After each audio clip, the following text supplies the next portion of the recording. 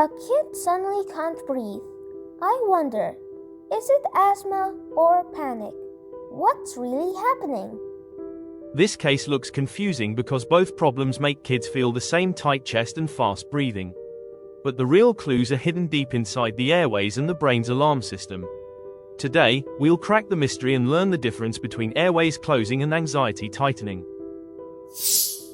So, what does that actually mean?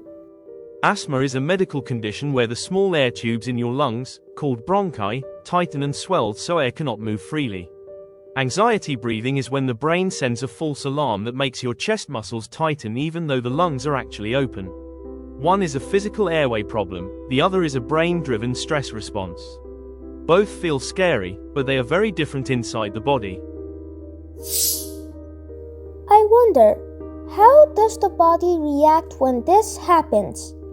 Yes, in asthma, the bronchi constrict, mucus increases, and airflow drops. In anxiety, the amygdala fires a fear signal, adrenaline rises, and breathing becomes fast and shallow. These two systems, lungs and brain, can create almost identical sensations even though the causes are completely different. How does this show up in real life? Asthma causes wheezing, coughing, chest tightness, and trouble exhaling. Anxiety causes rapid breathing, tingling hands, shaking, or air hunger. Asthma is triggered by exercise, allergens, cold air, or infection. Anxiety is triggered by stress, fear, or sudden overwhelm.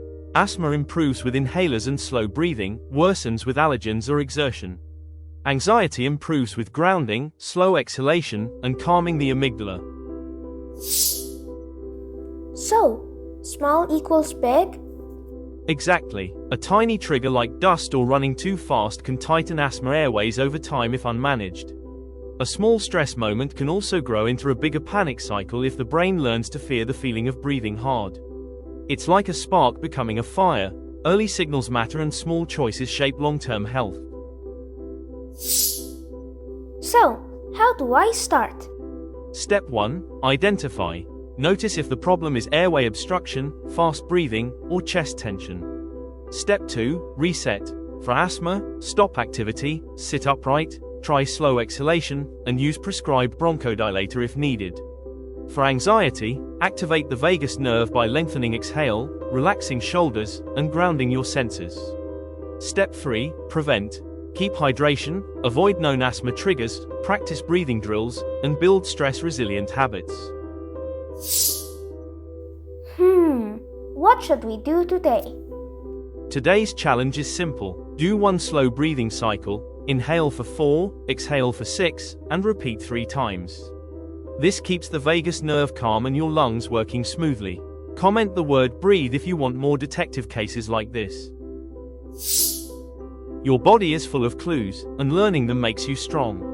When you understand what your lungs and brain are really doing, fear becomes knowledge and knowledge becomes power. Small habits can protect your breathing and your confidence for life. Keep learning, keep noticing, keep growing. See you in the next episode.